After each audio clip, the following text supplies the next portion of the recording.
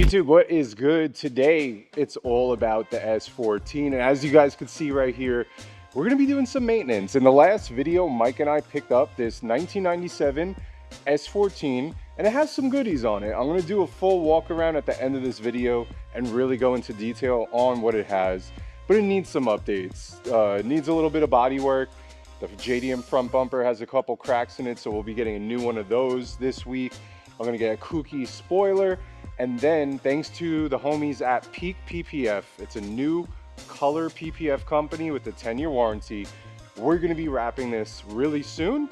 And I'm gonna be learning from our buddy Danny, who's a partner with us at the new shop. So this is gonna be a full transformation. And first things first, we need to make sure this KA is running right, because I live in Costa Mesa, our shop's in La Habra, and I have a 4Runner and the S15. And although I love those two vehicles, because I don't want to put a ton of miles on the S15. You've seen the new S15 that I got a couple months ago. It's too perfect, and I want to make this into a drift car, because on the other side of the camera, we have Formula Drift Pro driver and our good buddy and also a partner here at the shop with Danny and I, his S15 professional race car. So Mike knows how to wrench on these things, and this thing's a little bit rough around the edges. So we're gonna be doing an oil change. We're gonna throw in some new coolant. We have some high mileage injector cleaner, basic stuff. We got spark plugs. We're gonna be cleaning the MAF sensor with some cleaner.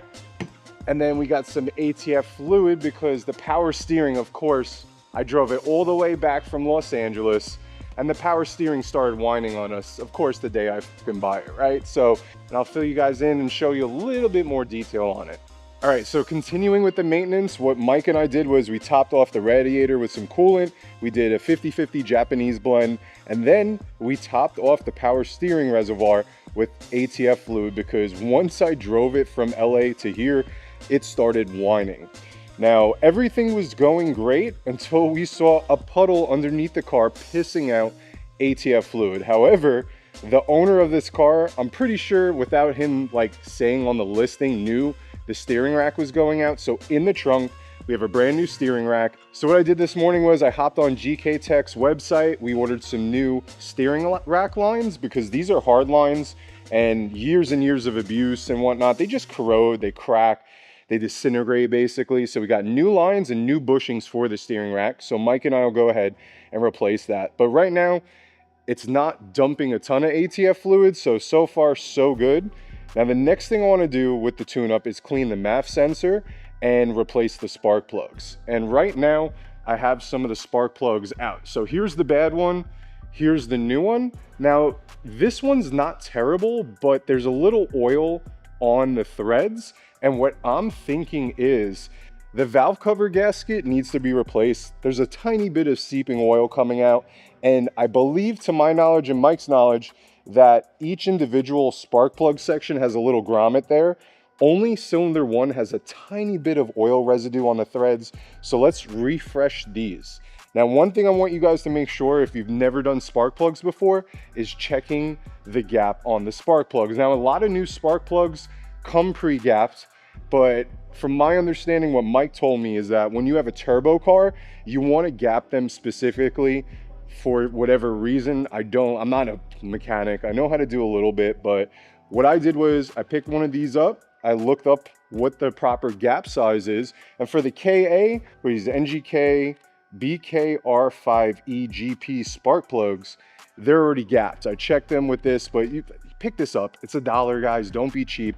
Just make sure the gap's proper, and we'll start putting these in. Now, you want to be careful when you tighten these down. You don't want to cross thread a spark plug in the cylinder head or whatever we're referring this to. So what you want to do is use a specific spark plug tool. There's a little rubber grommet inside here. And what we could do is we could feed it in. Make sure it's nice and snug.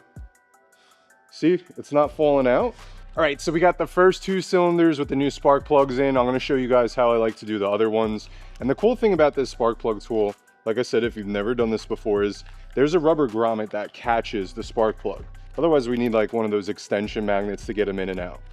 Now what I like to do is take it off the wrench, feed it down, and then I like to go backwards till I feel the thread seat. Like that, you'll hear it. And then we're just gonna gently hand tighten it until we can't tighten it anymore. You don't wanna strip these. It's gonna be a nightmare for you to fix and probably gonna need a new head. So don't do that. So now that we're tight, what I'm gonna do is I'm gonna put the wrench back on. Now I'm gonna torque these to spec, but a little rule of thumb, if you grab the back of the wrench, obviously there's more torque, more leverage. So what I'm gonna do is I'm gonna hold and choke up at the front and just give it a few turns, and like it won't turn anymore from here. Now if I was back here and ripping it, I'd probably break something and snap something, but right here, you have no leverage, and that's kind of like your safety to stop. Let's remove the fourth one. See how easy it is for them to break open. They're not supposed to be torqued down a ton. Let's spin this one out. There we go. And now we could thread it. So you want to like kind of go in reverse so that the thread seats, and then we could tighten it up by hand. There we go. Don't be scared, but just be aware. And then you shouldn't have to be able to do that much. Boom. All right. Let's put these guys back in.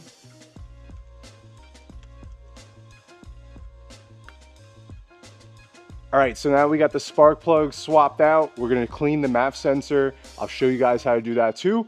And then we're gonna fire this up and see if she starts idling and running a little bit better. All right, so now that we went ahead and did the new spark plugs, let's clean the MAF sensor. And I'll show you guys exactly where it is on a KA24DE. Now, if you have an aftermarket intake filter, let me show you guys, but basically you would have your aftermarket intake filter plate right here where our intake hose is. There'd be a plate with the MAF sensor and then your filter. So what I did was I removed it, super simple. We have like a little 4 bolts right here. And then this comes off, and inside here is our MAF sensor. That little piece right there, it's kind of hard to focus on, but what we're gonna do is take this stuff right here, blast it, and see if we could get the KA24 idling a little bit better. Now this thing, like I said, has 151,000 miles, but these things, from what I've heard through the grapevine, are usually pretty bulletproof. They have an iron block on them, and as long as you do maintenance, you should be able to, like I've seen these motors have 250, 300,000 miles on them. Now the car idles a little rough, and that's why we're going ahead, doing an oil change, cleaning the MAF sensor, changing the spark plugs, because I don't know if the previous owner ever did any of that stuff, and from the looks of what the motor looked like prior to washing it earlier, yeah. This thing needs some love. So let's see how it turns out. That's basically it. I just want to make sure the maintenance is done properly with this vehicle. Anytime you buy a used vehicle, especially like something from 1997, you're buying it knowing there's maintenance. And if you think it's going to run perfectly when you buy an older car, you're just being naive and ignorant. So I just want to get this refreshed. I also have an oil change that we're gonna do. We topped off the cooling because it was a little low. I'm gonna put some injector cleaner in. Like, we're just doing the maintenance stuff. Why not? It's a refresh. And then we're gonna start hitting the suspension in the next couple weeks because she's squeaky. Like I said, we have Fortune coilovers in the front, D-Max in the back, so we're gonna try to get some new coilovers. It has some arms on it already, but yeah, I wanna overhaul the whole suspension, get it riding nice. We're gonna be color PPFing this vehicle very soon because our friends over at Peak PPF sponsored this vehicle. We're gonna be wrapping, and I'm gonna be showing you how to wrap this car. My business partner, Danny, who's been wrapping for years, is gonna be teaching me because this is some new skill set I wanna learn how to do. So we're gonna have a ton of fun, but for now, let's clean the MAF sensor and see how she starts up. All right, so this stuff right here basically says to spray 10 to 15. You really want to douse this little wire that's inside, and we're going to clean all around the MAF sensor with this stuff. Now, You gotta be careful. You don't wanna take this tip and poke the wire. You could break it. And I don't feel like replacing this MAF sensor. So we're just gonna be gentle. Let me zoom in. If we could clean it.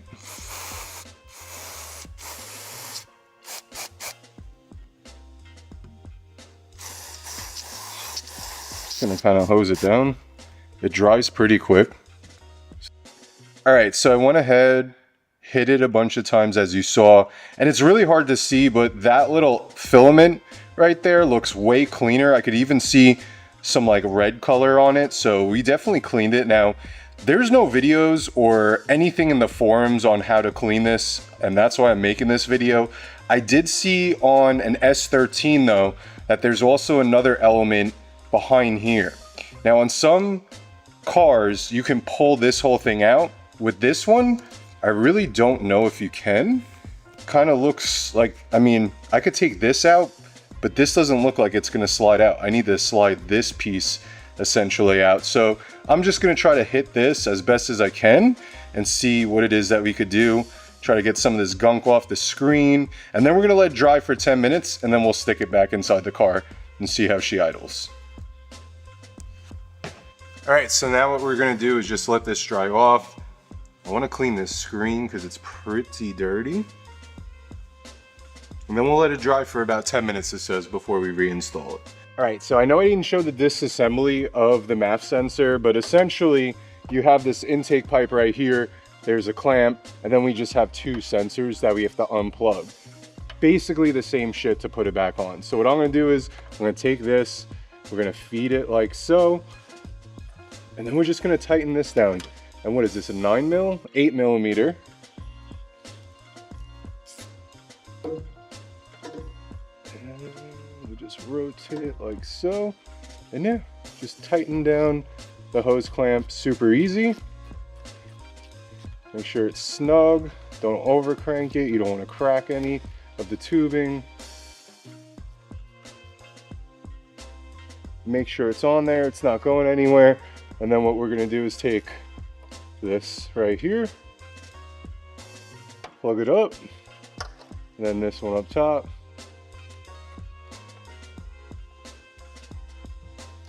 Oh man, these things are so crusty, they're so old.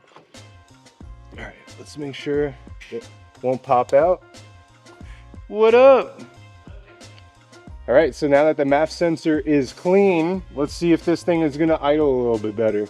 All right, for the moment of truth. Now, previously when I would start this up, she would basically bog out and die. I would have to give it a little bit of throttle for a second, just a split second, and then she would be great. It's never cut off while driving.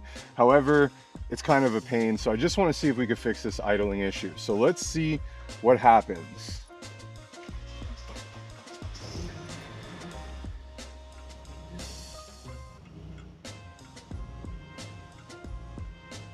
There we go.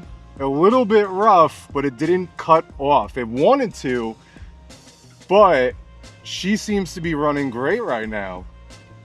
That's pretty cool. I'm curious what else is it that we could do.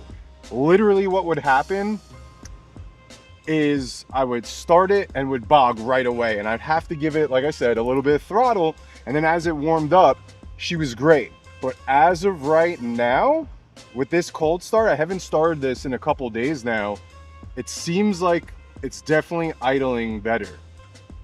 That's pretty cool. That's really cool. I'm gonna take it out for a spin, and then yeah, we'll see how it is.